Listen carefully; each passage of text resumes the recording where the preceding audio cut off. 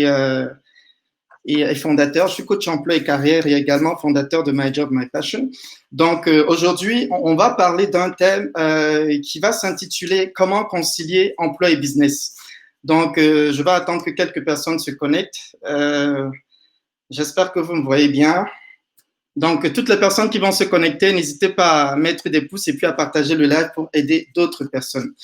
Donc, pour commencer, premièrement, je vais d'abord dire pourquoi est-ce que j'ai choisi ce thème. Pourquoi est-ce que j'ai choisi le thème de la conciliation de l'emploi et de notre business. Premièrement, parce que c'est quelque chose qui me concerne. Ok, c'est quelque chose par lequel je suis passé, c'est quelque chose que j'ai vécu. Et je me suis dit, pourquoi est-ce que je n'utiliserais pas les expériences que j'ai traversées pour comme aider les gens. Ok, il y a des erreurs que moi j'ai commises par le passé, il y a des fautes que moi j'ai commises par le passé, et je ne voudrais pas que vous commettiez les mêmes erreurs. Donc je me suis dit pourquoi je ne vais pas faire un live pour comme apporter de mon expertise, de tout ce que j'ai traversé, de mes expériences. Et deuxième point, j'aimerais parler des cas de figure en ce qui concerne l'emploi et le business. Parce qu'il faut quand même dire qu'il y a des cas de figure. Le premier cas de figure, c'est des gens qui travaillent à temps partiel et qui sont entrepreneurs à temps plein. Donc, il a un emploi, mais il travaille à temps partiel et parallèlement, il est entrepreneur. Ok, donc il est entrepreneur à temps plein, mais parallèlement, il a un emploi, mais cet emploi, il le fait à temps plein. L'autre cas de figure, c'est le contraire. Donc, c'est quelqu'un qui est employé à temps plein et qui est entrepreneur à temps partiel. Donc, il travaille de 8h à 17h dans une organisation et puis peut-être les week-ends ou les fins de journée, il se consacre à son business. Donc, ça, c'est le deuxième cas de figure. Le troisième cas de figure, c'est les personnes qui n'ont pas le même nom que leur entreprise. Je prends un exemple. Si vous appelez par exemple Ferdi Aid, ok, vous pouvez par exemple avoir votre entreprise comme Resource Consulting par exemple. Vous voyez que le nom de votre entreprise n'est pas du tout le même nom que vous portez. Donc ça, c'est un autre cas de figure. Un cas de figure où mon nom est complètement différent du nom de mon entreprise. On a également l'autre cas de figure qui est que votre nom porte le même nom que votre entreprise. Un peu comme Ferdi Aid et puis Ferdi Aid Consulting, par exemple. Donc, votre nom, c'est le même nom que votre entreprise. Donc, ça, c'est un autre cas de figure. Un autre cas de figure également que nous avons, c'est, vous savez, c'est pas tout le monde qui est appelé à être entrepreneur à temps plein. Il y a des gens qui sont appelés à être entrepreneurs à 50% et employés à 50%. Donc ça, c'est un autre cas de figure. Des gens qui, dans leur vie, vont avoir leur entreprise, mais vont aussi également être employés dans une entreprise. Donc ça, c'est un autre cas de figure. On a aussi des cas de figure des personnes qui vont d'abord commencer à travailler dans une entreprise et puis après vont se convertir comme entrepreneurs. Donc, ils sont d'abord appelés à être des employés dans une entreprise et qui vont après donc totalement basculer pour être entrepreneur à 100% à temps plein. Il y a également des personnes qui sont appelés à être entrepreneurs, ok, qui sont appelés à être entrepreneurs. Je connais des gens qui sont en emploi alors que normalement, ils ne doivent pas travailler, ils doivent quitter totalement cet emploi pour être entrepreneur à temps plein. Donc, il y a plusieurs cas de figure comme ça dans la société. Je pensais qu'il était important que je vous présente les cas de figure parce que toutes les personnes qui vont se connecter vont se retrouver dans ces cas-là, dans l'un de ces cas-là. Et l'autre point, c'est que il y a deux questions ici, il y a deux problématiques ici. Lorsque je parle de la conciliation emploi-business, c'est de se dire, il y a deux problématiques. La première question qu'on va se poser, c'est comment vais-je faire pour pouvoir gérer les deux? Parce que c'est ça souvent le problème, c'est-à-dire qu'on a un emploi et à côté, on a son entreprise. On se dit, comment est-ce que je vais m'en sortir? Comment est-ce que je vais faire pour pouvoir gérer les deux et pouvoir m'en sortir?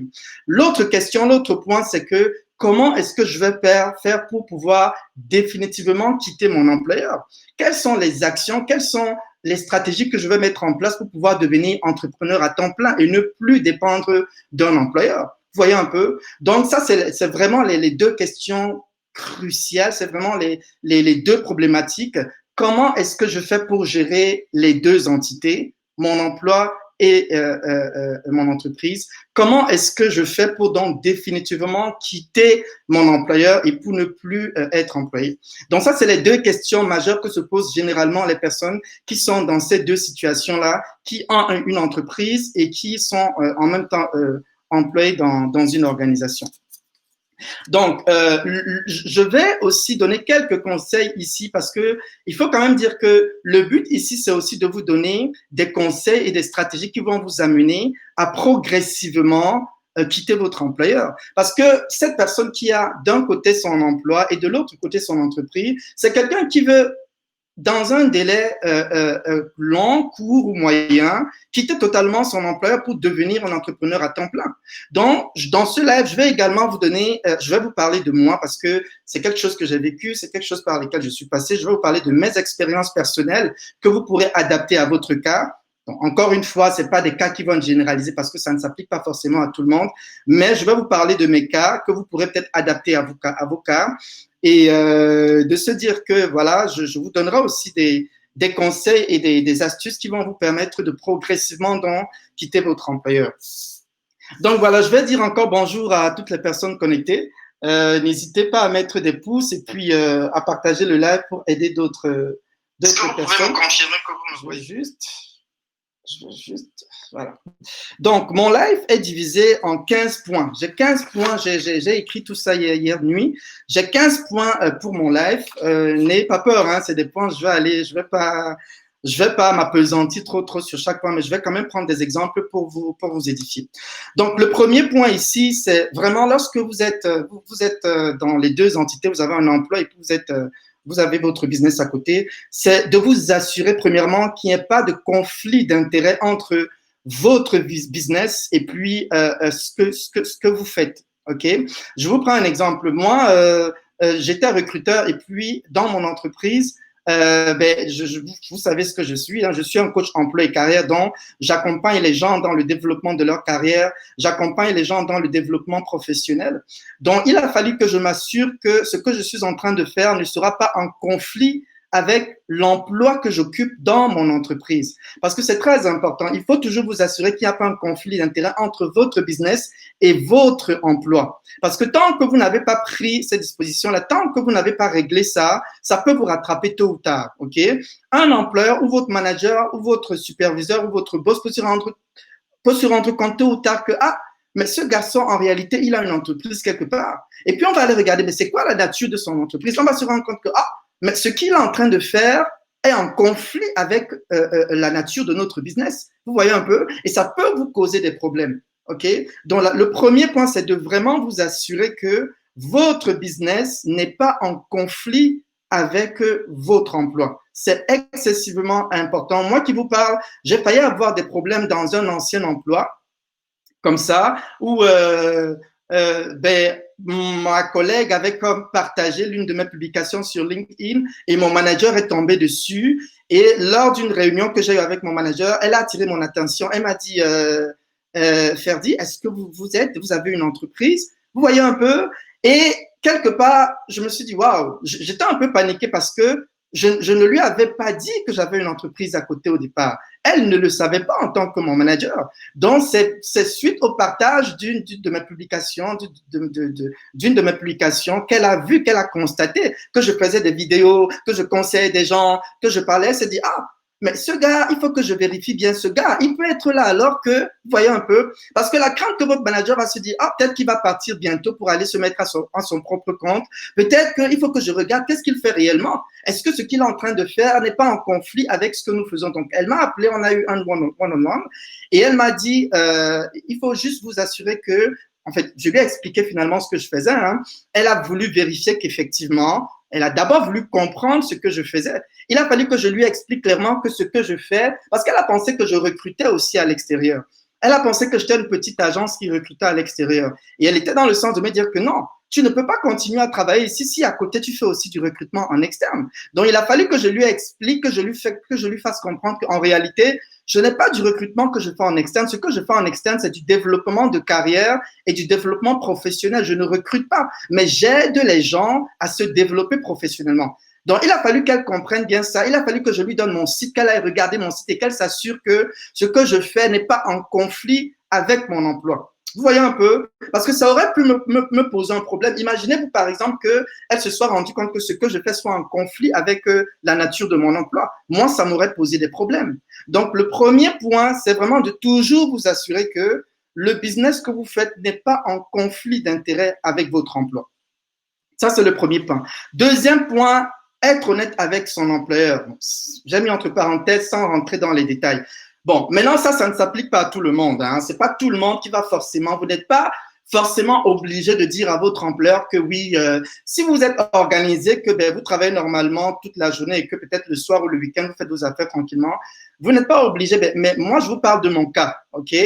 Moi, dans mon cas, dans un emploi que j'ai eu, j'ai été obligé dès le départ, quand on était dans le processus de recrutement, d'être sincère avec mon manager et de dire au manager que je ne voudrais pas que vous l'appreniez de quelqu'un d'autre ou je ne voudrais pas que vous voyez quelque chose passer sur moi et que vous soyez surprise. C'est juste pour vous faire savoir que parallèlement, j'ai une passion, parallèlement, j'aide les gens dans le développement de carrière. Ça n'a rien à voir avec mon emploi. Ça n'impacte pas du tout mon emploi. Je m'assure que je travaille normalement pendant les heures qui m'ont été assises. Donc, il a fallu que je rassure mon employeur. Il a fallu que je dise à mon employeur dès le départ que il ne faut pas qu'un jour tu tombes sur quelque chose et que tu sois surprise ou que tu te dises que je n'étais pas dit toute la vérité ou que je n'ai pas été sincère envers toi. Surtout que je leur ai dit que j'aime travailler dans des environnements où la transparence prévaut.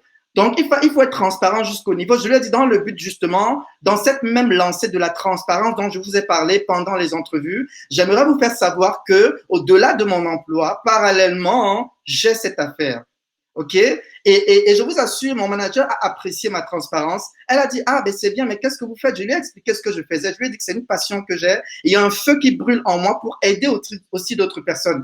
Elle m'a dit, OK, assurez-vous simplement que vous ne faites pas ça avec les employés de l'entreprise. Et elle avait parfaitement raison. Parce que si j'aide les gens à trouver un emploi et tout, je ne peux pas faire ça avec les employés de l'entreprise. Ça veut dire que je vais emmener les employés de l'entreprise à quitter l'entreprise. Vous voyez un peu? Donc, on s'est entendu et même pour vous dire, dans le sens de dire toujours la vérité, je lui ai dit, je pourrais également utiliser mes compétences, les compétences de mon business pour aussi aider dans mon emploi. C'est-à-dire que le fait que je fasse des vidéos, le fait que je donne des conseils, que j'écrive des articles, je peux écrire des articles pour l'entreprise, je peux faire des vidéos pour l'entreprise, je peux contribuer à la marque employeur de l'entreprise à travers mes vidéos. Donc, j'ai rassuré mon manager comme ça en lui disant la vérité, en lui faisant en même temps comprendre que les compétences que j'utilise dans mon entreprise sont transférables et peuvent également être utilisées pendant mon emploi. Donc, elle a compris que, ah, OK, donc, quelque part, c'est aussi bénéfique. Donc, je vais le laisser faire ses affaires s'il me rassure que ça n'impacte pas sa performance et que ça ne vient pas impacter. Vous savez,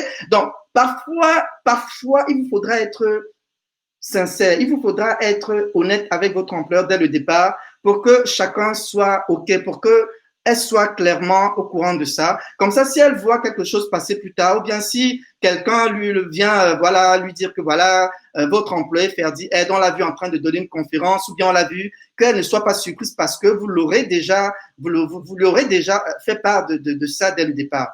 Donc, le deuxième point ici, c'est ça, c'est être honnête avec son employeur, sans bien sûr trop rentrer dans les détails. Je lui ai dit ça, mais je ne suis pas trop rentré dans les détails. C'était simplement pour qu'elle soit au courant de que parallèlement, j'ai une passion que je poursuis parallèlement, j'ai une entreprise.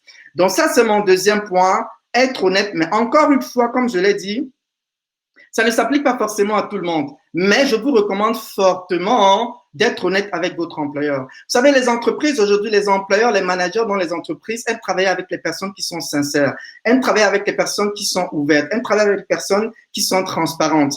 Donc, quand vous créez ce lien de confiance avec votre manager, quand vous créez ce lien de transparence et d'honnêteté avec votre manager, je vous assure, votre manager va continuer à vous faire confiance parce qu'elle va se dire, ou il va se dire que, OK, elle m'a quand même dit la vérité, elle m'a quand même dit que parallèlement, elle a une entreprise. Donc, c'est très important aussi ce deuxième point. Ça va vous éviter d'avoir des problèmes dans le futur. Troisième point, c'est un point qui m'a beaucoup dérangé quand j'ai commencé mon entreprise parce que j'avais un compte LinkedIn, voyez-vous, et comme moi, je suis conseiller en acquisition de talent, je travaille dans tout ce qui est recrutement, marque employeur. En fait, ce que moi, je devais faire, c'était la pub de l'entreprise dans laquelle je travaillais.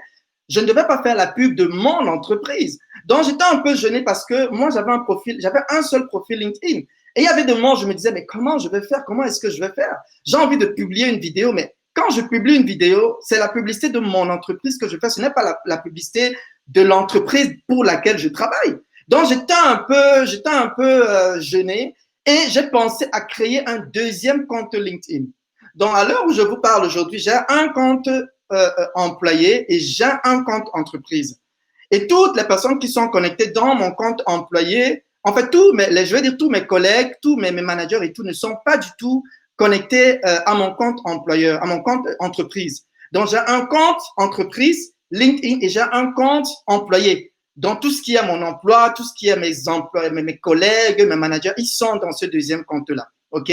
J'ai travaillé avec quelqu'un récemment qui m'a dit, ah, mais comment je vais faire ça? Parce que je m'appelle Marc-André. Comment est-ce que je vais créer deux comptes LinkedIn Marc-André, un compte, c'est possible, OK? Si vous appelez Marc-André, vous pouvez créer le deuxième compte Marc A, point. Vous mettez Marc A, point. Et l'autre compte qui est votre compte employé, bon, vous pouvez pas écrire Marc A, vous allez écrire Marc-André parce que vous êtes employé dans cette entreprise, vous devez mettre tout votre nom. Vous écrivez Marc-André pour votre compte employé. Mais maintenant, pour votre compte entreprise, vous écrivez Marc A, tout simplement. Maintenant, pour les gens qui n'ont pas le même nom que leur entreprise, parce qu'il y a des gens qui ne portent pas forcément le même nom que leur entreprise, dans ce cas-là, vous savez même bien. Dans ce cas-là, vous créez parce que ce que vous ne savez pas, c'est que LinkedIn vous permet en fait de créer votre entreprise, de créer votre page entreprise sur LinkedIn. Donc, même si vous avez un nom, vous devez pouvoir parallèlement créer un compte, une page de votre entreprise. C'est comme moi aujourd'hui, j'ai un compte My Job, My Passion, OK? Si vous allez sur LinkedIn aujourd'hui, vous tapez My Job, My Passion, vous allez voir que c'est ma page, c'est la page de mon entreprise. Mais il s'avère que ça, c'est mon compte entreprise. Mais maintenant, j'ai un autre compte qui est le compte employé, OK?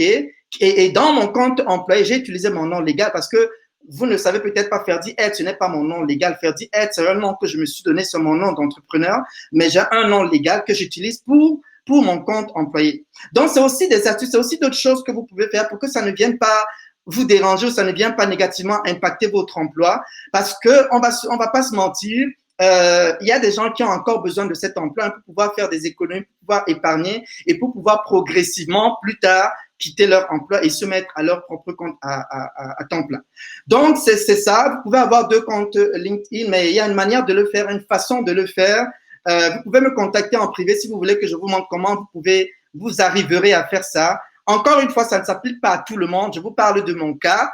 Les personnes peuvent partir de mon cas pour comme adapter selon leur situation spécifique. Maintenant, le quatrième point ici, c'est de déclarer votre entreprise. Quand je parle de déclarer votre entreprise, c'est d'incorporer votre entreprise. Vous savez, vous devez faire les choses dans le sérieux. Vous devez faire les choses dans les normes. Vous devez faire les choses qui vont vous-même vous challenger. Parce que vous-même, vous allez vous rendre compte que vous êtes important de savoir que votre entreprise est enregistrée dans le registre des entreprises de votre région. Ça veut dire que si on va taper le nom de votre entreprise dans toutes les entreprises, le nom de votre entreprise va apparaître. Donc, c'est important pour vous de déclarer votre entreprise. C'est important pour vous d'incorporer votre entreprise. Ça va vous donner de l'importance. Ça va vous faire comprendre que, vous avez une entreprise et ça va générer en fait comme je vais dire ça, des besoins en vous, ça va générer en vous des sortes de choses qui vont faire que vous allez vous battre pour progressivement quitter votre emploi. OK? Parce que tant que vous ne mettez pas du sérieux dans cette affaire, tant que vous ne vous élevez pas, tant que vous ne mettez pas votre entreprise à un certain niveau, vous n'aurez pas la pression de quitter votre emploi. Il faut faire les choses qui vont vous mettre la pression et qui vont vous faire quitter votre emploi dans un délai suffisamment raisonnable. Parce que le but, c'est que vous puissiez quitter votre emploi et que vous puissiez être entrepreneur à temps plein. OK? Donc, incorporer votre entreprise. Ici, par exemple, en Amérique du Nord, c'est un gros avantage d'incorporer ou de déclarer son entreprise parce que toutes les dépenses que vous allez faire liées à votre entreprise, vous pourrez les déclarer et vous faire rembourser une partie. Ça veut dire que les vidéos que je fais, les montages, les formations que je fais, tout ce que je fais et l'argent que je dépense pour tout ça, je peux déclarer ces argents-là, je peux déclarer ces dépenses-là et me faire rembourser une partie. C'est l'avantage de déclarer mon entreprise. Mais tant que je n'ai pas déclaré mon entreprise, tant que je n'ai pas incorporé mon entreprise, je ne pourrais pas bénéficier de cet avantage-là. Donc, quel que soit l'environnement dans lequel vous êtes, je sais qu'il y a des personnes qui me suivent de partout, de l'Europe, de l'Afrique, de l'Amérique et tout ça. Travaillez à incorporer votre entreprise, travaillez à faire les choses légalement, à faire les choses dans les normes. Ça va vous élever, ça va vous grandir, ça va vous emmener, ça va vous mettre la pression, ça va vous challenger. C'est très, très, très important dans le processus de pouvoir progressivement quitter son emploi tôt ou tard. Donc ça, c'était mon quatrième point. Le cinquième point, c'est apporter de la valeur aux gens. Donc ça, c'est un point très important pour moi. Comme je vous l'ai dit, ce que je vais dire ici, c'est aussi dans le but de vous emmener à progressivement quitter votre emploi, ok?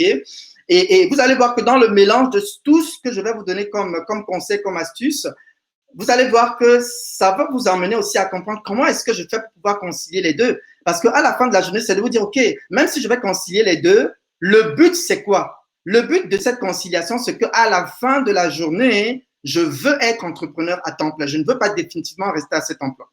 Donc, le cinquième point pour moi ici, c'est que vous devez apporter de la valeur aux gens. Qu'est-ce que j'entends par valeur?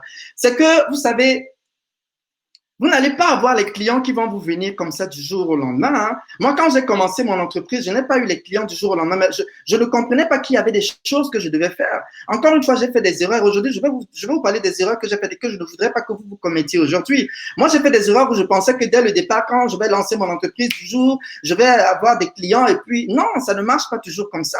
Vous n'allez pas lancer votre entreprise. Bon, ça peut se passer comme ça pour certaines personnes et ça ne se passe pas forcément comme ça pour toutes les personnes. OK?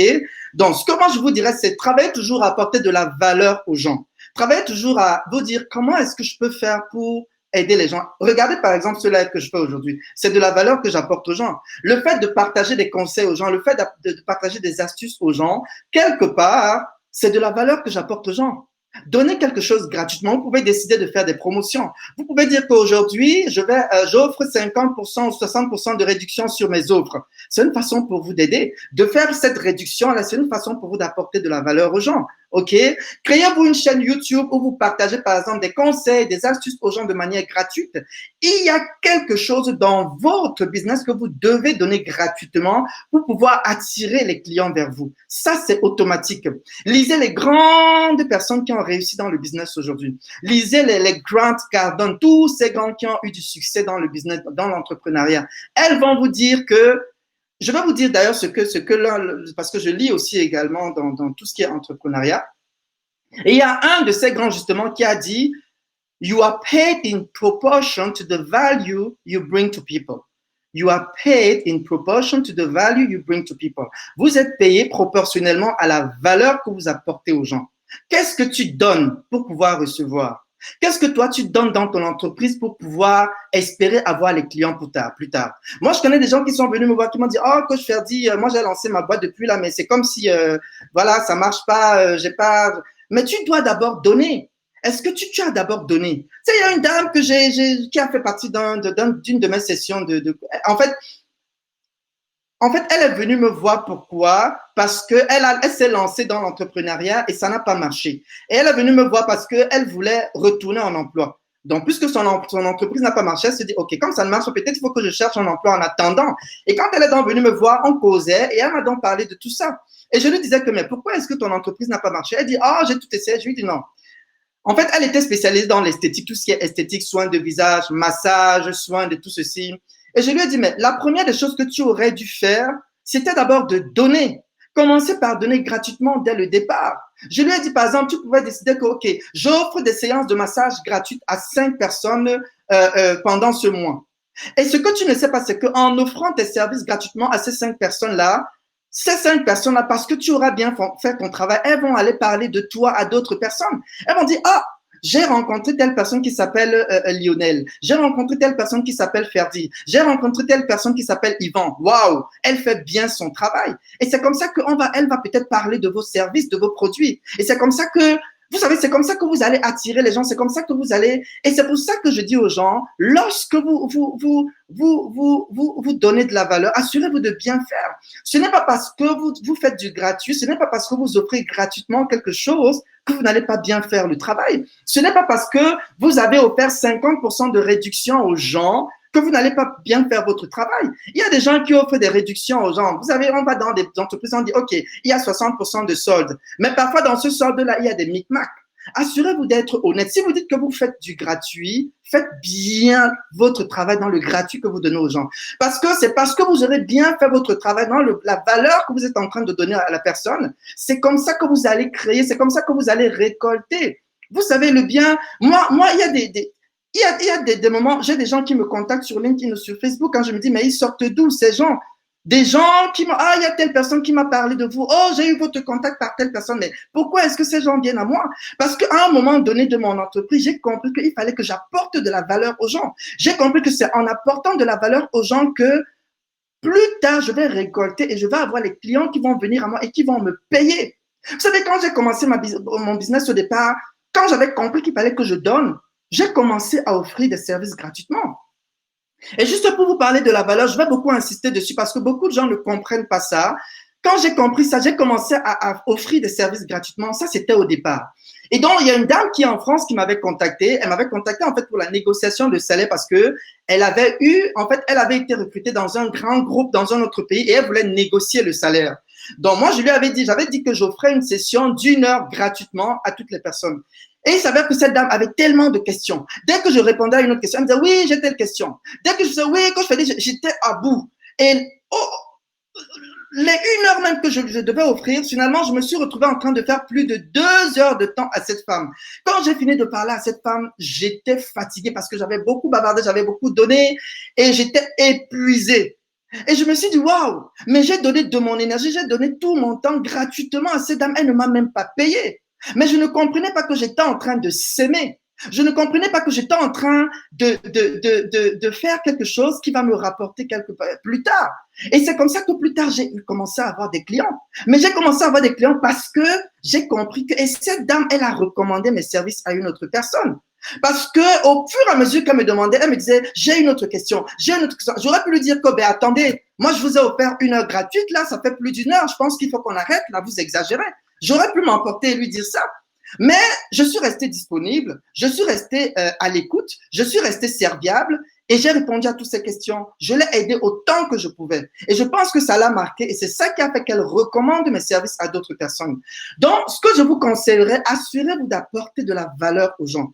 Qu'est-ce que vous faites dans votre business? Si vous voyez que votre business ne marche pas, réfléchissez, dites-vous, OK, peut-être que je n'ai pas assez apporté de la valeur aux gens. Qu'est-ce que vous avez donné gratuitement? Est-ce que vous avez une chaîne YouTube où vous donnez des conseils gratuitement aux gens, où vous apportez de la valeur aux gens? Et il y a une dame qui est dans le business de l'écriture qui m'a dit, ah, depuis que j'ai lancé mon business, ça ne marche pas et tout et tout. Je lui ai dit, mais depuis que tu as lancé ton business, tu ne penses quand même pas que dès que tu vas lancer ton business et puis du jour au lendemain, sème d'abord, sème d'abord. Sème d'abord, donne d'abord, donne d'abord. Tu peux dire que, OK, j'offre 80% de réduction sur mes services. C'est une façon de donner. Toutes les personnes qui me contactent, OK. Vous savez, au départ, j'avais dit, quand j'ai commencé mon business, j'ai dit, OK, j'offre une séance de CV gratuite aux 5 premières personnes qui vont me contacter. Et les 5 premières personnes qui m'avaient contacté, j'ai travaillé sur leur CV, j'ai revu leur CV gratuitement. Et à un moment, c'est un peu énervant parce que vous dites que vous donnez de votre expertise. Hein. J'ai fait des études pour ça. Hein. Je me suis formé pour ça. Hein. Mais comment est-ce que je donne gratuit? Mais vous êtes en train de s'aimer. Et nous, en fait, à un moment donné, vous allez avoir des clients qui vont venir à vous. Maintenant, je ne dis pas que ça se généralise. Hein. Ce que vous devez faire, c'est d'adapter selon vos situations. Ce que vous devez faire, c'est de pouvoir customiser selon vos cas.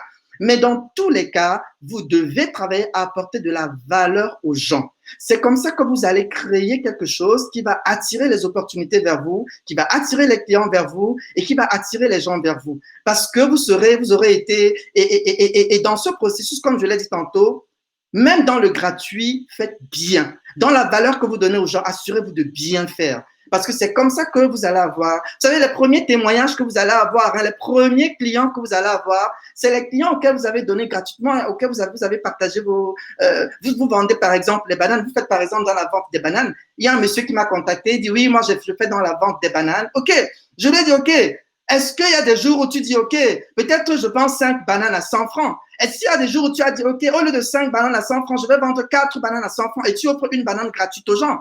Il faut faire des choses comme ça. Il faut faire des choses où vous donnez gratuitement aux gens comme ça. Vous voyez un peu? Donc, c'est ça. Je ne sais pas s'il y a des questions. Entre-temps, si vous avez des questions, n'hésitez pas à me les poser. Même à la fin du live, je mettrai un temps en réserve pour répondre à toutes vos questions. Donc, j'ai voulu insister sur ce 5e point. C'est très important d'apporter de la valeur aux gens. Apporter de la valeur aux gens, c'est ça qui va créer quelque chose et faites-le avec votre cœur. Faites-le sincèrement.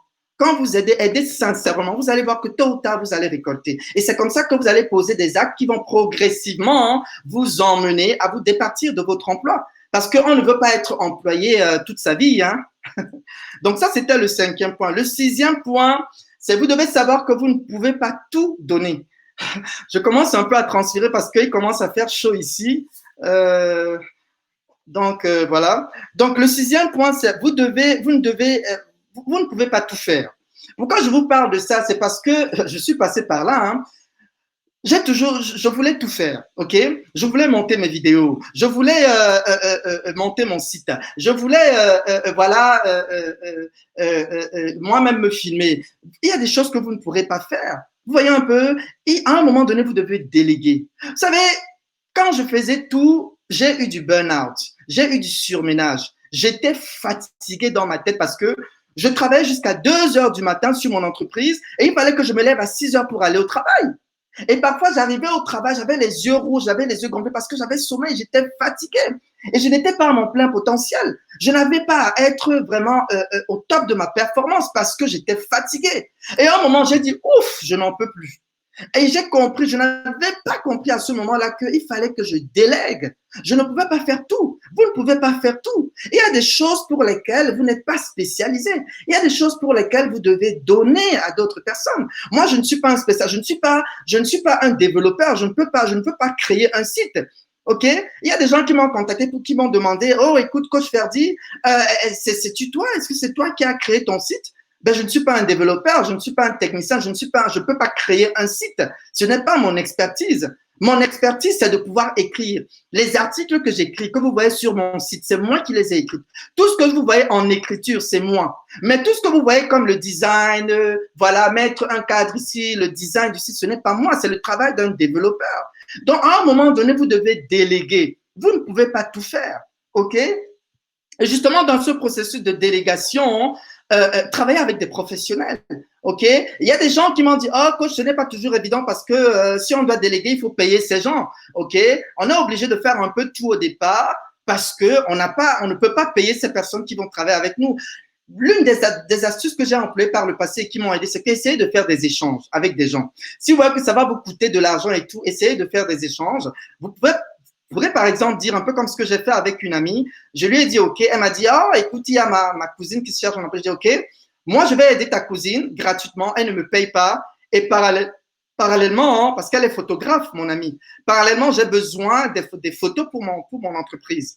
Est-ce qu'on peut faire cet échange de services? Moi, je t'offre gratuitement ce service et en parallèle, toi, tu viens me faire les photos gratuitement. Donc, c'est des petits arrangements, c'est des petits échanges que vous pouvez faire avec des gens comme ça qui peuvent vous aider si vous voyez que vous ne pouvez pas tout faire. Parce que ce n'est pas facile, hein. Vous devez être à votre pleine performance au travail. Vous avez besoin de ce salaire pour pouvoir épargner et pour pouvoir progressivement vous mettre à votre propre compte. Aujourd'hui, pourquoi vous êtes encore à cet emploi? C'est parce que vous avez encore besoin de ce salaire-là. Donc, ne faites pas des choses qui vont négativement impacter votre performance et qui vont faire en sorte que vous perdiez votre emploi. Parce que si vous perdez votre emploi, vous êtes dans la chenoute. Comme disent les Québécois ici, être dans la chenoute, en fait, c'est une expression pour dire vous êtes dans la merde, vous serez dans les difficultés. Comment est-ce que vous allez faire pour continuer à faire fonctionner votre entreprise si vous n'avez pas les finances nécessaires ou un revenu nécessaire pour pouvoir continuer à faire fonctionner l'entreprise dont vous avez encore besoin de cet emploi? Donc, travaillez à pouvoir créer un équilibre. Mais créer un équilibre, c'est qu'à un moment donné, vous allez devoir déléguer. Et l'autre échange que j'avais fait, c'est que j'avais compris qu'il y avait des choses que je ne pouvais pas. J'étais débordé, je n'en pouvais plus. Parfois, il y avait des clients qui me contactaient, 2-3 clients. Tu dois reprendre ton courriel, tu dois constituer, et le matin, tu dois aller au travail. J'étais complètement. Et j'ai dû travailler avec une assistante virtuelle. Et pour trouver cette assistante virtuelle, je me suis dit, mais comment est-ce que je vais faire? J'ai contacté des personnes à moi. Et il y a une jeune fille qui sortait de l'école. Elle était passionnée par ce que je faisais. Et je lui ai dit, écoute, moi, je vais te former. Moi, je ne peux pas te payer pour l'instant, mais est-ce que tu peux travailler avec moi en assistante virtuelle? Tu vas répondre à mes courriels, tu vas vraiment faire tout ce qui est l'administration et moi, je vais te former. Je vais te montrer des choses que toi-même, tu pourras utiliser pour ta… Elle m'a dit, je suis tout à fait d'accord avec ça, je veux apprendre, je veux aussi créer mon entreprise pour toi. J'aimerais faire ce que vous faites aujourd'hui, coach Ferdi, j'aimerais aussi aider les gens dans leur cas. J'ai dit, super. Donc, moi, je vous forme, je vous montre tout. Et vous, en échange, vous allez m'aider dans tout ce qui est… Donc, essayez de penser à des échanges comme ça. Vous ne pouvez pas tout faire. À un moment donné, vous serez fatigué. Je vous le dis parce que je suis passé par là. Je vous le dis parce que j'ai traversé ça. Vous savez, à un moment donné, j'arrivais au travail, mon manager voyait que j'étais fatigué. Et il me disait, Ferdinand, are you okay? Is everything all right? Are you fine? Et je suis comme, everything is good. Mais elle savait bien que tout n'allait pas bien. Et elle revenait me voir encore une semaine après, are you sure you're okay?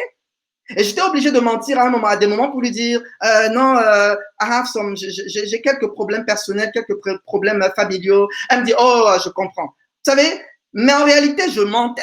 Je ne pouvais pas lui dire que j'étais à ma plus basse performance parce que je travaillais beaucoup pour mon entreprise. Je dormais à 2 heures, à 3 heures. Et il fallait que je me lève à 6 heures pour aller au travail. Vous voyez un peu? À un moment donné, elle m'a dit, you know, you should take 5 days. Je vois que ça ne va pas dans le niveau personnel. Prenez 5 jours. J'ai pris ces 5 jours, mais je savais pertinemment que ce n'était pas parce que j'avais un problème personnel. Vous comprenez un peu? Donc, à un moment donné, si vous voulez tout faire, ça va impacter l'autre côté. Vous voyez un peu? Si vous donnez trop ici, vous allez voir qu'il y aura comme un déséquilibre. Or, vous devez pouvoir maintenir un équilibre dans la conciliation emploi-entreprise. Vous devez maintenir un équilibre. Tant qu'il y a une chose qui est délaissée, ça ne doit forcément pas être votre emploi parce que vous avez besoin de cet emploi.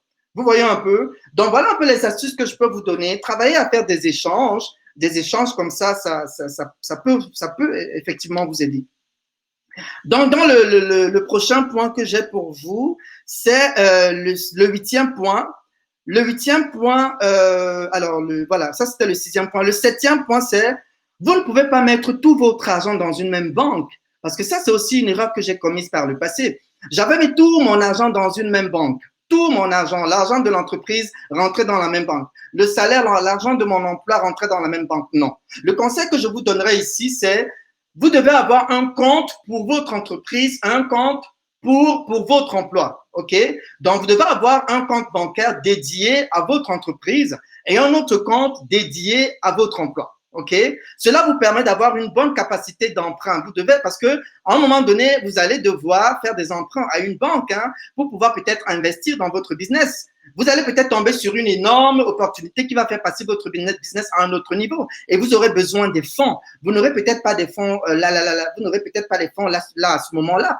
Donc, avoir diversifié justement vos finances, les mettre dans 2 banques différentes vous permet d'avoir une capacité, une grande capacité d'emprunt, vous permet également d'avoir un actif.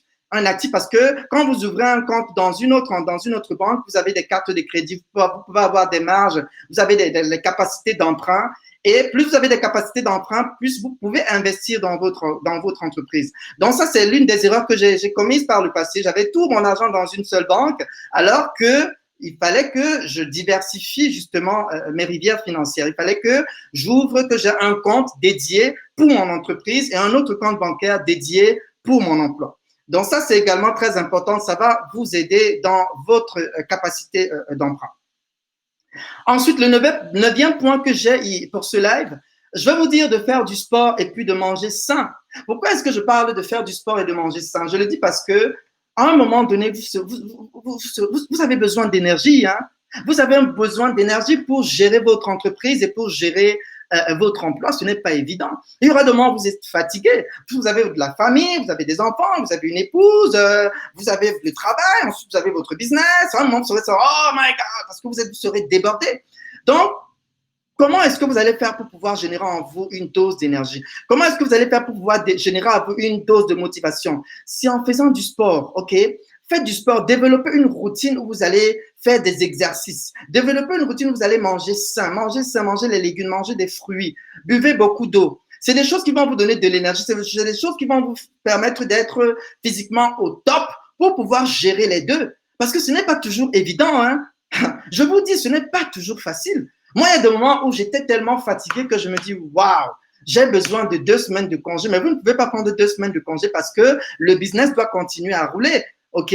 vous n'avez pas encore un nombre d'employés que vous payez à plein temps, que vous payez pour pouvoir, vous n'avez pas encore peut-être mis un système en place qui va continuer à rouler pendant que vous dormez. Et même quand vous avez créé un système, vous ne dormez pas. Vous voyez un peu. Donc, à un moment donné, vous aurez la mémoire fatiguée. À un moment donné, vous serez épuisé dans votre corps. Et pour pouvoir remédier à tout ça, c'est en faisant du sport. Vous devez faire du sport, vous devez manger sain. C'est des choses qui vont vous aider, c'est des choses qui vont vous permettre d'être au top et de pouvoir gérer donc les deux entités. Donc voilà. Alors j'ai une question. Comment garder sa même performance au boulot lorsque l'on commence à se lancer dans le business? Alors, je vais revenir là-dessus, Aude. Merci pour cette question. Pour moi, l'une des meilleures choses que vous devez faire pour garder votre, c'est de vous organiser. Vous devez vous organiser. Je vais répondre à cette question dans les prochains points. Et je pense que j'arrive même à ce point parce que mon dixième et mon 11e point va répondre à votre question, Aude. Alors, le 10e point de mon live, c'est de vous fixer des objectifs. Vous devez travailler avec des objectifs pour pouvoir vous en sortir. Parce que tant que vous ne travaillez pas avec des objectifs, vous ne pourrez pas maintenir un niveau de performance qui va vous permettre de garder votre emploi et de pouvoir continuer à opérer au niveau de votre entreprise. Donc, vous devez vous fixer des objectifs. Alors, quand je parle de vous fixer des objectifs ici, qu'est-ce que je veux dire? Vous devez vous fixer des objectifs mensuellement. Vous devez également vous fixer des objectifs de manière hebdomadaire. Ça veut dire que vous devez vous dire, OK, par exemple, moi qui vous parle, je sais déjà ce que je dois faire le mois prochain, pendant le mois de juin. Je sais que pendant le mois de juin, voilà les 3 grandes choses que je dois réaliser pendant le mois de juin. Maintenant, vous devez décliner votre mois par semaine. La semaine prochaine, je sais déjà ce que j'ai à faire. Toute la semaine prochaine, j'ai déjà écrit ce que je dois faire la semaine prochaine. Donc, je ne vais pas rentrer dans un mode « Ouh !» Non, parce que je me serai organisé. Et vous devez savoir que c'est une chose à la fois. C'est une chose à la fois. Vous ne pouvez pas faire toutes les choses. Parce que quand vous avez fini, supposons que vous travaillez de 8h à 17h30 ou à 17h, OK? Ça veut dire que votre entreprise, ça commence à partir du soir, le soir ou bien le week-end. Votre entreprise, vous allez gérer votre entreprise le soir ou le week-end. Donc, normalement, vous devez vous fixer, ça veut dire que lundi, quand vous avez fini votre travail, vous savez qu'à à partir de 18h ou bien de 19h à minuit, voici ce que je vais faire. OK, je vais peut-être travailler sur mon YouTube. Vous devez écrire ce que vous allez faire. Donc, vous savez que lundi, voici ce que je vais faire. Mardi, voici ce que je vais faire. Mercredi, vous devez organiser votre semaine. Plus vous serez organisé, plus ça vous permettra d'être performant. Parce que tant que vous n'êtes pas organisé, ça va créer en vous une insatisfaction qui va générer en vous un stress.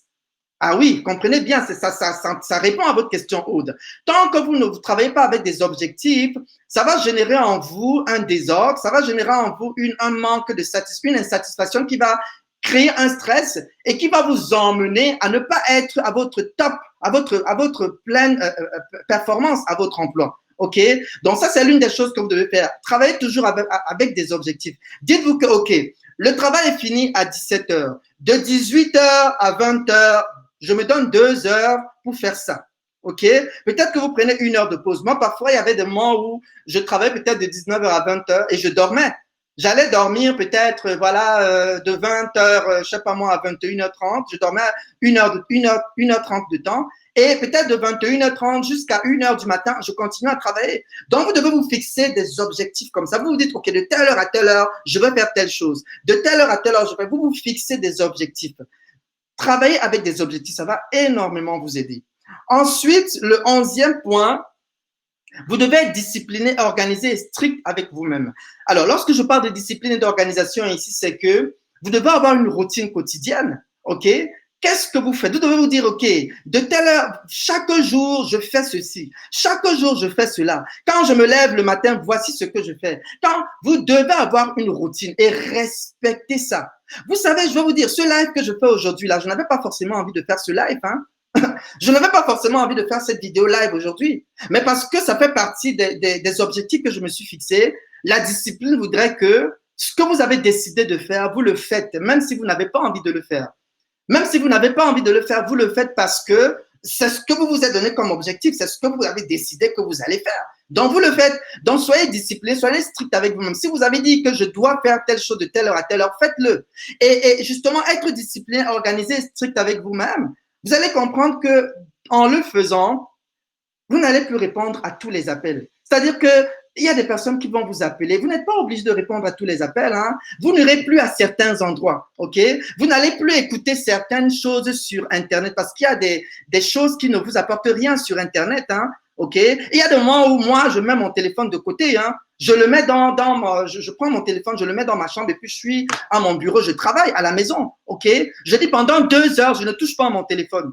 Donc, c'est une discipline que je m'impose. Je me dis, pendant 2 heures, je ne vais pas sur les réseaux sociaux, je ne regarde pas mon téléphone.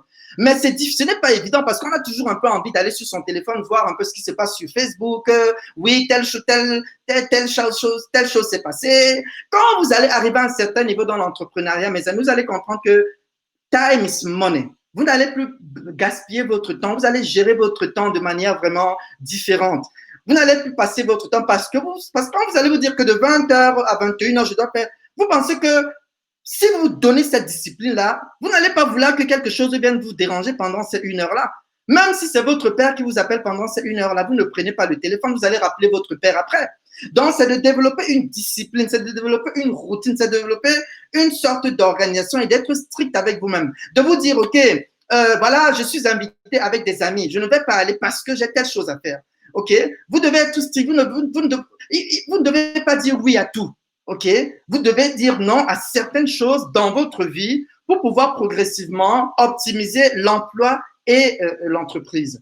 Donc, c'est très, très, très important. Ensuite, le 12e point de mon live va porter sur le fait d'être un bon connecteur, d'être un bon réseauteur et d'être un bon opportuniste. Vous devez être quelqu'un qui réseaute. Quand je parle de réseautage, c'est que vous devez tout le temps, collaborer avec les gens, échanger avec les gens, interagir avec les gens qui sont dans votre domaine, même les gens qui ne sont pas dans votre domaine. OK? Travailler à être un connecteur. Si par exemple, moi, coach Ferdi, je viens vers vous, peut-être que vous avez une amie qui recherche, je vous prends un exemple, OK? Vous avez par exemple un ami qui cherche un emploi, OK? Eh bien, vous va vous dire, je cherche un emploi. Et puis, vous connaissez un coach qui s'appelle Coach Ferdi Aide, qui est un coach emploi et carrière. Pourquoi est-ce que vous ne recommanderez pas Coach Ferdi à votre ami? Vous voyez un peu? Donc, travaillez à recommander les autres gens, vos amis qui sont entrepreneurs. Travaillez à connecter les gens. Je connais telle personne qui fait telle chose. Je vais vous connecter et pour que, et puis, vous devez être quelqu'un qui connecte les gens quand vous voulez réussir dans l'entrepreneuriat. Si vous voulez continuer à réussir dans votre emploi et puis dans votre entreprise, vous voyez un peu, connectez les gens. Soyez quelqu'un qui est un bon réseauteur. Soyez un opportuniste. Vous devez être à la quête des opportunités. Vous devez être quelqu'un qui saute sur les opportunités. Vous voyez un peu, moi, je suis quelqu'un, je suis tout le temps à l'affût des opportunités. Je suis tout le temps en train de regarder qu'est-ce qui se passe. C'est comme ça que vous devez être parce que c'est comme ça que vous allez poser des actes qui vont progressivement vous aider à grandir dans votre entreprise et à pouvoir progressivement plus tard quitter votre emploi. Vous voyez un peu? Donc, soyez quelqu'un qui connecte les gens, soyez quelqu'un qui recommande les services des autres personnes, soyez quelqu'un qui a une opportunité, soyez quelqu'un qui réseaute. OK? Quand il y a des événements, allez-y. Quand il y a des séminaires, des colloques, allez-y rencontrer d'autres gens. Présentez-vous, bonjour. Mon nom est Ferdinand. Oui, je suis un entrepreneur. Vous voyez, échanger avec les gens. Vous voyez, c'est des choses comme ça qui vont progressivement vous propulser et qui vont aussi vous positionner. OK? Vous devez vous positionner en tant qu'entrepreneur. Les autres entrepreneurs doivent vous connaître. Les autres entrepreneurs, chaque fois que moi, je me suis positionné aujourd'hui de telle sorte que quand on pense carrière et emploi, on doit penser à Coach Ferdi Aide. C'est que vous devez arriver à ce niveau-là. Que chaque fois qu'on pense à ce que vous faites, votre nom doit apparaître dans la mémoire des gens. C'est comme ça que vous allez grandir dans l'entreprise. C'est comme ça que vous allez poser progressivement des actes qui vont vous permettre de quitter votre emploi. Parce que comme je l'ai dit au début de mon live, le but aussi dans la conciliation emploi et business, c'est que plus tard, vous voulez vous départir de votre emploi pour être un entrepreneur à temps plein. Donc ça, c'était mon 12e point. Mon 13e point aussi, c'est très, très important. Je vais marquer vraiment un point là-dessus. C'est d'avoir un bon cœur. Ayez un bon cœur et aimez les gens. Vous savez, quand je parle d'avoir un bon cœur, je vais surtout parler de nous, la communauté africaine. Il y a beaucoup de jalousie, il y a beaucoup de coups bas, il y a beaucoup de que les gens ne sont pas contents du succès des autres. Tu vois ton frère qui est en train d'évoluer, tu n'es pas content de lui. Même simplement liker la vidéo de ton ami, même simplement partager la vidéo de ton ami. Tu vois, c'est des choses, by the way, en passant justement. N'hésitez pas à mettre des pouces, s'il vous plaît, et à partager la vidéo pour aider d'autres personnes. Vous allez forcément aider quelqu'un quelque part. Donc, ayez un bon cœur, s'il vous plaît. Ayez un bon cœur et aimez les gens. Avoir un bon cœur, c'est quoi? C'est justement, quand je vous disais, recommander les services de votre ami entrepreneur à quelqu'un d'autre, ok?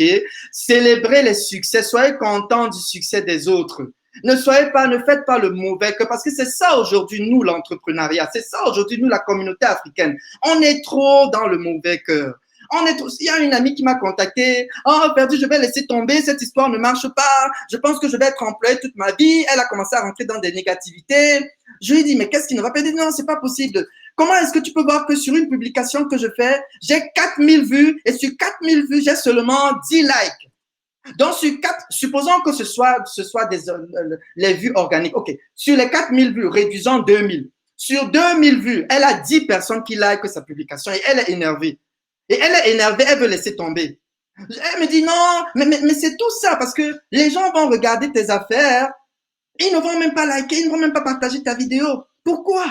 Faites le bien. Avoir le bon cœur, c'est aussi liker une belle vidéo que vous avez regardée et qui vous a apporté quelque chose. Avoir un bon cœur, aimer les gens, c'est aussi partager une publication que vous avez aimée et qui vous a touché. Vous avez compris? Et le conseil que j'ai donné à cette dame, c'est que tu ne peux pas laisser tomber. Tu ne peux pas réduire ta valeur à un nombre de likes. Je suis désolé. Si les gens ne likent pas, si tu as commencé ton business et que au début les gens ne likent pas tes publications ou les gens n'aiment pas tu ne vas pas abandonner parce que les gens ne likent pas tes publications ou bien parce que les gens ne partagent pas je sais pas moi tes affaires. Tu comprends? Il faut que tu dois savoir que dans le processus de te développer, de grandir dans ton entreprise, il y aura de l'adversité. Il y aura des gens qui ne vont pas t'aimer. Il y aura des gens qui vont être jaloux de toi. Il faut que tu dois intégrer ça. Tu dois intégrer ça. Donc, c'est sur 4000 vues que tu as eu, tu as 2 likes, ça ne doit pas te décourager. Le lendemain, publie encore. Même si tu as 10 000 vues et que tu as un seul, continue de publier. C'est dans la persévérance que tu vas gagner. Je lui ai dit, je suis désolé. Tu connais ta valeur, tu sais le talent que tu es, tu connais le potentiel que tu as. Pourquoi veux-tu réduire ce talent? Pourquoi veux-tu réduire ce potentiel à 2, 3 likes? Je suis désolé. Moi, ma valeur à moi ne se réduit pas au nombre de personnes que j'ai sur ma page ou bien au nombre de likes que j'ai. Vous devez savoir qui vous êtes, vous devez vous connaître, vous devez croire en votre projet. Vous devez croire en ce que vous avez reçu dans votre cœur. OK? C'est excessivement important. Je le dis parce qu'il y a beaucoup de gens dans la communauté africaine qui vivent ce genre de choses. Et pas seulement dans la communauté africaine, dans la communauté noire de manière générale, que ce soit en Martinique, en Guadeloupe, en Haïti, en Afrique. Il y a beaucoup, justement, ce côté de comme entre guillemets, mauvais cœur. C'est pas bon. Donc, le 13e point, c'est ça. Ayez un bon cœur, aimez les gens. Faites du bien aux gens. Moi, j'ai des gens parfois qui ne me connaissent pas, qui me donnent des petits conseils. Je vois par exemple Lionel qui est connecté là, je sais pas s'il m'écoute. Lionel, c'est quelqu'un qui m'encourage régulièrement. OK? Lionel, c'est quelqu'un qui va liker, qui va même partager, qui va faire des commentaires sur ma publication. Donc, travailler à être quelqu'un qui a un bon cœur, qui aide les gens, qui aime les gens, qui conseille les gens, qui recommande les services de son ami aux gens. C'est comme ça que progressivement, vous allez attirer les bonnes choses vers vous. Lorsque vous avez un mauvais cœur, vous êtes jaloux, vous ne voulez pas, vous n'êtes pas content du progrès de l'autre. Comment voulez-vous continuer de réussir? C'est pour ça que vous allez voir les gens dans la conciliation emploi. À un moment donné, ça ne marche plus, le business ne marche plus. Finalement, ils laissent le business et puis ils continuent à être employés. Moi, je connais des gens, du jour au lendemain, sur son LinkedIn, il était entrepreneur. OK? Après, du jour au lendemain, tu vois, il a changé sur son LinkedIn, il est maintenant ouvert à des opportunités en recherche d'emploi. Et tu dis, mais c'est pas possible. Parce que moi, je suis coach emploi et carrière et donc, je vais checker les gens sur LinkedIn qui sont en recherche d'emploi. Et parfois, moi, je vais à l'attaque, je contacte ces gens pour leur dire, voilà, comment est-ce que je peux vous aider? Je vous offre un appel exploratoire de 30 minutes, un appel gratuit. Donc, je vais aussi à la chasse. Je vais aussi chercher ces gens qui sont en recherche d'emploi. Et justement, dans ce travail-là, un jour, je suis tombé sur le profil d'un de mes amis. Je dis, mais comment il me souvient que mon ami si est entrepreneur? Comment ça se fait que du jour au lendemain, il est passé d'entrepreneur en recherche d'emploi? Fait que je l'ai contacté, je lui dis, est-ce que tout va bien? Penses-tu que je pourrais t'accompagner?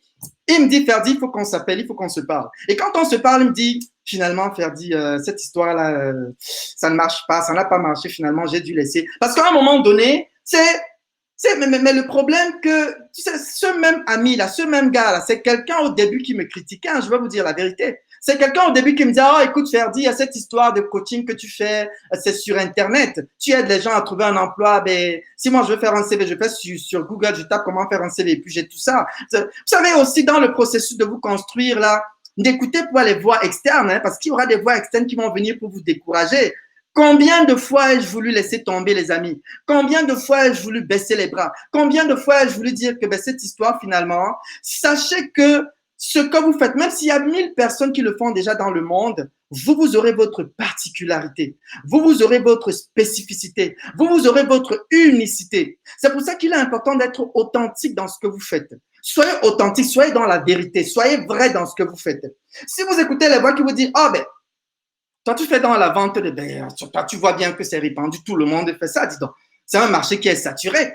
Tu vois un peu, on va continuer. Il y a plein de gens qui m'ont dit ça. Ah, ben, cette histoire, il y a même un ami qui m'a écrit sur LinkedIn qui me dit, ah, ben, c'est ce marché de recherche d'emploi, de carrière, tout ça là, c'est saturé.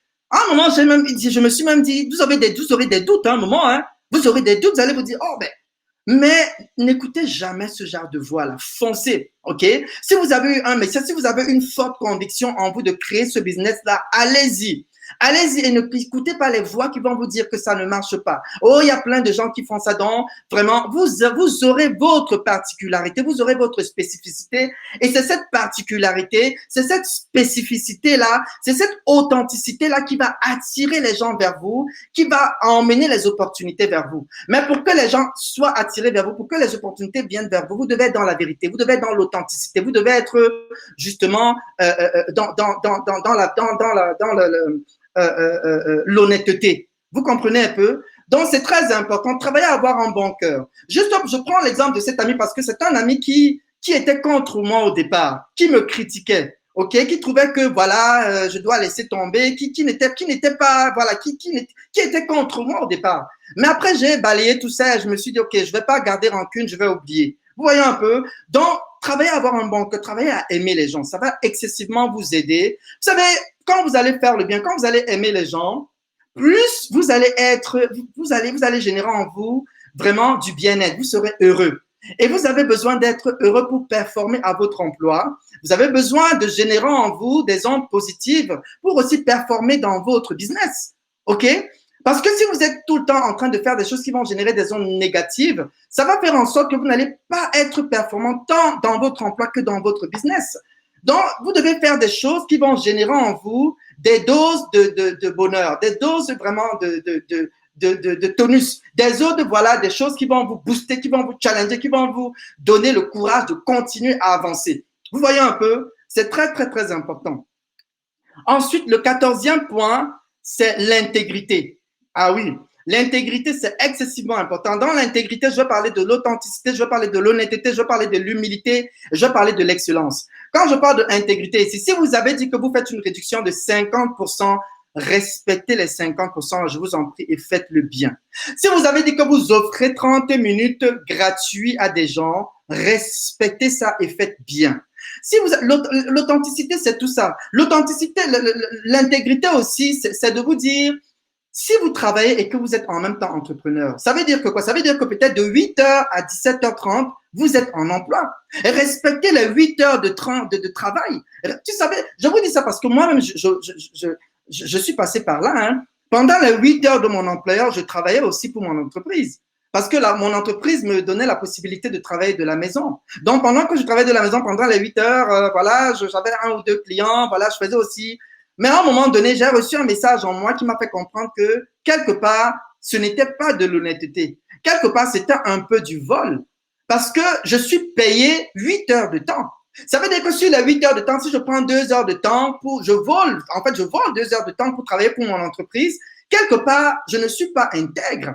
Parce que c'est en étant intègre que vous allez justement attirer les bonnes choses. Vous savez, moi, je suis quelqu'un qui veut emmener les gens à être corrects. Soyez quelqu'un de correct dans votre vie. Si vous êtes quelqu'un de correct dans votre vie, vous n'aurez pas de problème à votre emploi et vous allez continuer à être apprécié par votre employeur et vous serez heureux. Et vous avez besoin d'être heureux, vous avez besoin d'avoir ce bonheur-là pour être aussi performant au niveau de votre entreprise. Et ça va vous aider à mieux concilier les deux et vous emmener progressivement à plus tard quitter votre employeur. Vous comprenez? Donc, soyez intègre dans tout ce que vous faites. Si vous travaillez de 17 heures, je sais pas moi, de 8 heures à 17 heures, respectez les 8 heures de temps parce qu'on vous paye pour ces 8 heures de temps-là. Bon, je ne vais pas être je ne vais pas vouloir ici faire comme si je suis trop droit. Évidemment, pendant les 8 heures, il peut arriver que vous répondiez à une ou deux clients, ça peut arriver. Je peux être au travail et puis, un ou deux clients m'appellent, je me lève, je me déplace, je peux aller répondre à l'appel aux toilettes ou bien je me mets, ça peut arriver. Vous pouvez faire une ou deux choses en passant pour votre entreprise. Mais ce que je suis en train de dire ici, c'est que comment je vais dire ça, ne développez pas une habitude qui va faire que pendant les 8 heures que vous donne votre employeur, vous soyez en train d'utiliser 2 heures, 3 heures de ces 8 heures de temps-là pour faire des choses qui n'ont rien à voir avec l'emploi pour lequel vous êtes payé. Vous comprenez un peu? Si vous faites ça tôt ou tard, vous risquez d'impacter négativement votre emploi et perdre même cet emploi. N'oubliez pas que vous avez encore besoin de cet emploi aujourd'hui pour pouvoir faire des épargnes et pouvoir vous construire aussi dans votre business. Vous voyez un peu? Donc, travaillez vraiment à être intègre, travaillez à être authentique et honnête. OK? Si vous taxez, même dans les prix que vous taxez aux gens, parce que moi, quand je travaille avec des gens, aujourd'hui, c'est tel prix, demain, les prix changent, après, les prix montent, après, les prix descendent. Tout ça, c'est l'intégrité. Travaillez vraiment à être intègre dans votre business. Et puis, travaillez à être humble. Pourquoi est-ce que je mets l'humilité ici? L'humilité, ça va vous emmener à écouter les gens. L'humilité, ça va vous emmener à vous rabaisser, à ne pas penser que vous êtes arrivé. Parce qu'à un moment donné, ça peut vous monter par la tête. Hein. Vous avez des clients, vous avez l'argent qui vous rentre, et puis vous arrivez au travail, vous pensez que, voilà, je suis entrepreneur, voilà, ma collègue, elle pense qu'elle peut me parler n'importe comment. Moi, je suis un entrepreneur, hein, OK? Je génère déjà, excusez-moi, je génère déjà 5 000 $ de bénéfices par mois. Donc, écoute, toi qui es ma collègue là, écoute, tu sais, il faut faire attention dans tout ça. Donc, quand je parle d'humilité, c'est que vous devez être intègre envers vous-même aussi. Vous devez reconnaître que vous n'êtes pas encore arrivé, vous êtes encore dans un processus de développement. Et si vous êtes encore à cet emploi, c'est parce que vous avez encore besoin de cet emploi. Ce n'est pas parce que vous générez déjà un profit de 5 000, 10 000 $ par mois que vous pensez que vous êtes arrivé et que voilà, on peut plus vous dire n'importe quoi à votre emploi. La réunion commence à 10 heures au travail, vous arrivez à 10h30 parce que vous êtes entrepreneur et puis voilà. Vous savez, je vous dis parce que je suis passé par là, hein. À un moment, ça va vous monter un peu par la tête. Vous comprenez un peu? Mais travaillez toujours à vous parce que c'est tout ça là qui va vous permettre justement de continuer à concilier les deux en attendant que plus tard, vous quittiez définitivement votre employeur. Vous voyez un peu? Donc, c'est très, très, très important. Et le dernier point que je vais, et puis il y a aussi d'autres choses. Voilà, il y a un point que j'allais oublier. Il y a deux points que j'allais oublier dans ce point de l'intégrité. Travaillez à être excellent dans ce que vous faites. Vous savez, moi, j'ai eu des problèmes avec des personnes avec lesquelles je travaillais parce que quand je créais mon business, je travaillais beaucoup en consultation avec des gens. Par exemple, pour créer mon site, il fallait que je travaille avec un développeur. Pour monter mes vidéos, il fallait que je travaille avec un monteur vidéo. Donc, à un moment, vous allez travailler en collaboration avec des gens. Et à des moments, j'avais eu des problèmes avec ces gens parce que j'en demandais trop. C'est-à-dire que je trouvais que, vous n'avez pas mis S, vous n'avez pas mis l'accent aigu, vous n'avez pas ENT. Et un jour, un monsieur s'est fâché, il a dit, monsieur Ferdi, vous exagérez, vous êtes un peu trop perfectionniste. On ne peut pas mettre les S et les E accent aigu et les S partout. Et moi, je lui ai répondu, excusez-moi là, il s'agit de mon entreprise. OK, moi je veux être professionnel. Je ne peux pas aller publier quelque chose et puis il y a plein de fautes d'orthographe et de grammaire. Il en va de ma réputation, il en va de mon professionnalisme. C'est mon entreprise. Si ça ne vous arrange pas de mettre les S et les E accent aigu dans mes textes, je suis désolé, nous ne pouvons pas travailler ensemble. Vous comprenez un peu? Travaillez à être excellent, mettez la barre haut. Parce que si vous n'êtes pas excellent, vous n'allez pas attirer les professionnels. Si vous voulez attirer les professionnels, vous devez être professionnel. Vous comprenez un peu? Et être professionnel, c'est de viser l'excellence, c'est de bien faire, de vous assurer que les choses que vous faites, vous le faites dans les règles de l'art. OK? Votre publication que vous avez publiée, que tout le monde lit là, est-ce que vous vous êtes relu? Est-ce que vous avez regardé? OK, si c'est même la fille qui m'aidait là, qui était quand elle faisait un texte, je relisais, je lui ai dit tout ce que tu vas publier, envoie-moi d'abord ça. Je valide les textes avant que tu ne publies. Ah oui, parce que vous ne voulez pas que les professionnels tombent sur vos textes et puis il y a plein de fautes d'orthographe et de grammaire. On va se dire, celui-ci, ça, c'est les entreprises, c'est les nouveaux entrepreneurs là. on va vous prendre comme… non, non, non, non, non, non. Vous devez vous positionner haut, viser l'excellence toujours. Et c'est aussi ça l'intégrité. Vous devez être intègre envers vos clients. Et vous devez, il y a la promesse de l'excellence quand vous travaillez avec des gens professionnels. L'autre point, c'est les factures. Si vous avez des factures à payer, payez-les. Pourquoi? Parce que dans le processus de travailler avec les gens, il y a des gens qui vont vous envoyer leurs factures. Comprenez? Il y a des gens, vous avez travaillé avec un monteur, quelqu'un a monté votre vidéo, quelqu'un, je sais pas moi, a monté votre site. Il vous envoie une facture après, mais payez sa facture. OK? Il y a des gens qui continuent à travailler, mais ils ont plein de factures qui n'ont pas payé. Ce n'est pas bon. Ce n'est pas bon. Encore une fois, travailler à être intègre. C'est très important. Payez les factures des personnes avec lesquelles vous travaillez. N'ayez des problèmes avec personne. Assurez-vous de ne pas avoir des problèmes avec des gens. Soyez correct dans le processus de votre évolution. Parce que vous êtes en processus, quand vous êtes dans le processus de conciliation, emploi et business, en fait, vous êtes en processus. Donc, travaillez à être intègre. Si vous voyez que vous n'avez peut-être pas d'argent pour payer la facture d'un de vos partenaires ou d'un consultant avec lequel vous travaillez, ce que je vous conseillerais de faire, c'est d'appeler la personne et de dire à la personne, écoute, est-ce qu'il y aurait une possibilité pour moi de payer en 2, en 3 tranches?